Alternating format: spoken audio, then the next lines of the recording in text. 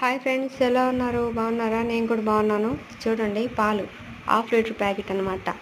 Loose పాలు తీసుకొచ్చాను 3 ప్యాకెట్లు. పక్కన పెట్టించాను ఒక ప్యాకెట్. ఇంకో ప్యాకెట్ ఏమో ఇలా కాసాను అనమాట. చూడండి, కాసాను. మేగడ కూడా బాగానే మందంగా కట్టింది. వెన్న శాతం పాలు అనుకుంటా. బాగున్నాయి. అయితే ఇంకో ప్యాకెట్ కట్ చేసి గిన్నెలో పోస్తే చూడండి, ప్యాకెట్ లోపలంతా ఇలా ఉంది. అసలు ఇది ఏంటోలే అనుకున్నాను, వెన్నేమో అనుకున్నాను. తీరా గిన్నెలో పోసిన తర్వాత, కాసిన తర్వాత ఇదిగో ఇలా ఇరిగిపోయినాయి పాలు.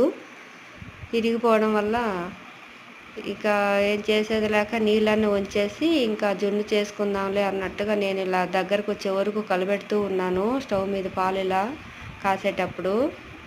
చూడండి, అసలు ఏంటిది ఇది ఇలా రబ్బర్లాగా సాగుతుంది. ఎంత కల్తీ పాలు ఉంటున్నాయి అంటే అసలు ఏది నమ్మలేకపోతున్నా. అన్ని అనారోగ్యాలు వస్తున్నాయి. లైక్ చేయండి ఫ్రెండ్స్.